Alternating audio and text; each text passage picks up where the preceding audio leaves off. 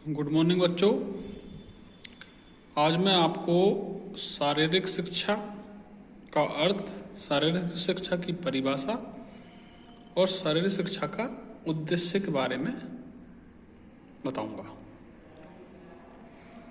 तो आइए शुरू करते हैं। शारीरिक शिक्षा शरीर को संतुलित वृद्धि और विकास, शरीर की संतुलित वृद्धि और विकास शारीरिक स्वास्थ्य के लिए अनिवार्य है। क्या कहा? शरीर की संतुलित वृद्धि।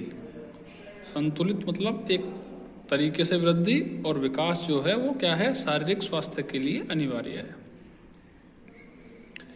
शारीरिक शिक्षा शारीरिक क्रियाओं द्वारा संपादित होती है। शारीरिक शिक्षा किसके द्वारा संपादित होती है? शारीरिक क्रियाओं के द्वारा। जैसे हम खेलते हैं, कूदते हैं, दौड़ते हैं, ठीक है। इस शिक्षा में शरीर के गतिशील अंगों का प्रयोग होता है। शरीर के गतिशील अंग मतलब हाथ, पैर हैं, ये सब चीजें। शारीरिक शिक्षा से अभिप्राय शरीर को स्वस्थ रखने से है। मेन उद्देश्य क्या है शारीरिक शिक्षा का? कि शरीर हमारा स्वस्थ रहे। शारीरिक शिक्षा को पीटी भी कहते हैं, जो हम करते हैं नॉर्मली स्कूलों में, जिसका अर्थ है शारीरिक प्रशिक्षण। शारीरिक प्रशिक्षण मतलब उस चीज में हमें निपुण होना। शारीरिक शिक्षा सामान्य शिक्षा का ही एक अंग है। जो सामान्य शिक्षा है, सामान्य शिक्षा से मतलब Hindi, English, math, science, SST, जो भी जिस चीज का भी हम ज्ञान लेते हैं, जिस चीज को भी हम पढ़ते हैं, वो भी शारीरिक शिक्षा भी उसी एक क्रम में ही आती है, जिसके अंतर्गत शारीरिक शिक्षण प्रशिक्षण के विभिन्न कार्यक्रमों जैसे व्यायाम, एथलेटिक्स की क्रियाएं। एथलेटिक्स में क्या क्या चीज आती हैं? लंबी कूद, ऊंची कूद, भाला फेंक, गोला फेंक, शॉट पुट, और जो क्या नाम है, कुश्ती, तोड़, जितनी भी सारी क्रियाएं हैं ये सब किसमें आती हैं? एथलेटिक्स में आती हैं।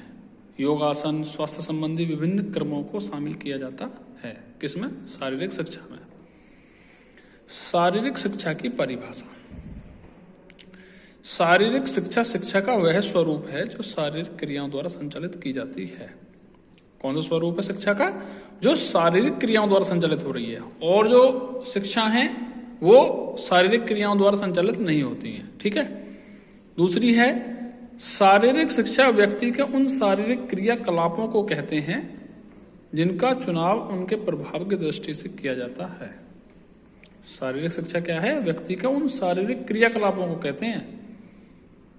हमारा चलना, हमारा उठना, हमारा बैठना, हमारा बोलना, ठीक है, उसकी दृष्टि से इसका चुनाव किया जाता है, ठीक है।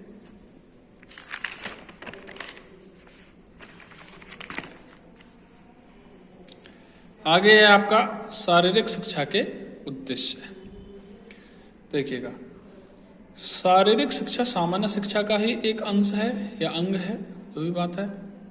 सामान्य शिक्षा पुस्तकों का ज्ञान द्वारा प्राप्त होती है। अब देखिएगा, अंतर समझिएगा।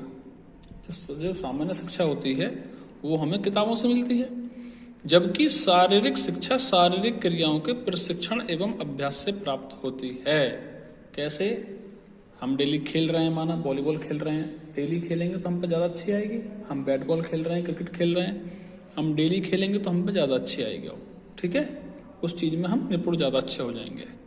हम रनिंग की तैयारी कर रहे हैं, हम लगातार रनिंग करेंगे तभी तो हम पे अच्छी रनिंग आएगी, नहीं तो हमारा टाइम बेकार आएगा। 1600 मीटर दौड़ रहे हैं अगर हम, माना हमारा स्टार्टिंग में 7 मिनट टाइम आ रहा, फिर घटते घटते 6 मिनट हुआ, फिर 5 मिनट हुआ, फिर 5 से थोड़ा कम हुआ, ठीक है।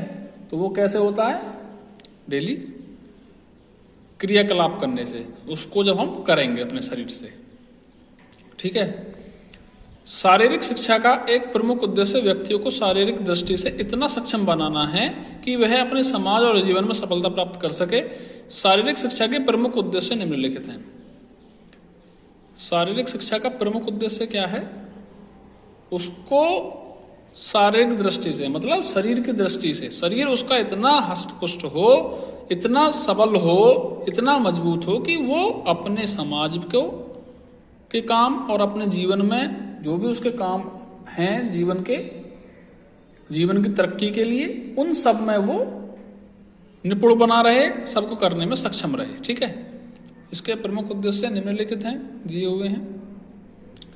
छात्र छात्राओं को शारीरिक, मानसिक तथा भावनात्मक दृष्टि से योग्य, गतिशील तथा सक्षम बनाना। देखो सारी चीजें हैं, शरीर से भी, मन से भी और भावना से भी, तीनों चीजों से क्या करना है हमें। जो हमारे स्टूडेंट हैं, जो बच्चे हैं हमारे, उनको बिल्कुल योग्य बनाना है तीनों चीजों से। ठीक है। दूसरा पॉइंट है, छात्र छात्राओं को स्वास्थ्य के प्रति जागरूक रखना तथा उन्हें निरोग रखना।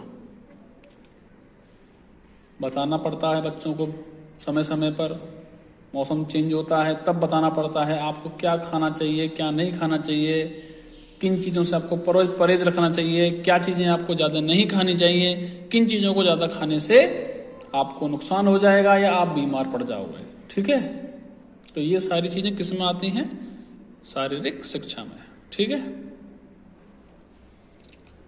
तीसरा पॉइंट है आपका, छात्र छात्राओं में सहयोग, सहनशीलता, अनुशासन, नेतृत्व शक्ति, उदारता, विनम्रता आदि गुणों का विकास करना। क्या क्या चीज, सहयोग, हमें एक दूसरे का सहयोग करना चाहिए, एक दूसरे की सहायता करनी चाहिए। सहनशीलता, हमें थोड़ी बहुत जरा सी बातों पर गुस्सा नहीं करना चाहिए, बिल्कुल शांति प्रिय रहना चाहिए, हमें लड़ाई झगड़ा नहीं करना चाहिए। अनुशासन, अनुशासन में रहना चाहिए, डिसिप्लिन रहना चाहिए हर तरीके से।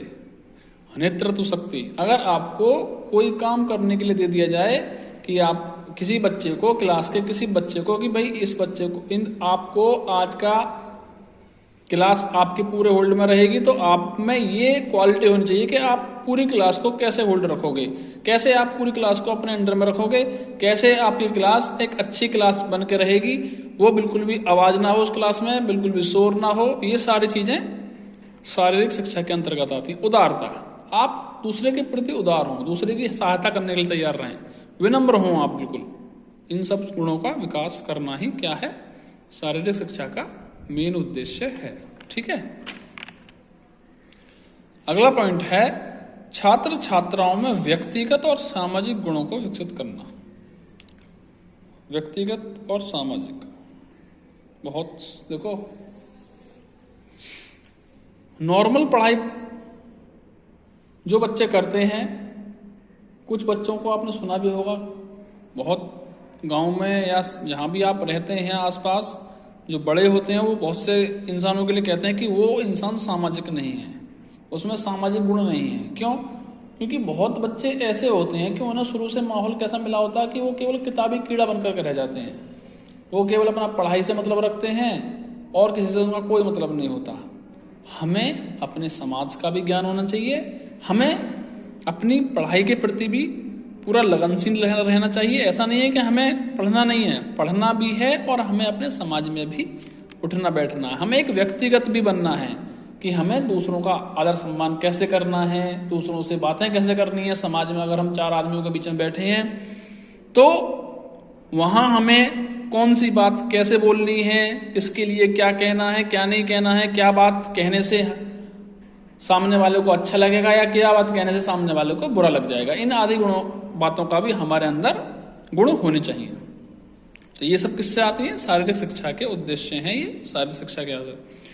नेक्स्ट पॉइंट है आपका, छात्र छात्राओं के चरित्र का निर्माण करना तथा उन्हें आदर्श नागरिक बनाना। सबसे मेन पॉइंट है, देखिएगा जब आपका चरित्र अच्छा होगा तो आपको अच्छा इंसान या अच्छा बच्चा कहने से आपको कोई नहीं रोक सकता। हर कोई आपकी बढ़ाई करेगा, हर कोई आपको अच्छा बोलेगा, क्योंकि मेन जो होता है एक स्टूडेंट लाइफ में वो होता है उसका करेक्टर, वो उसका चरित्र होता है।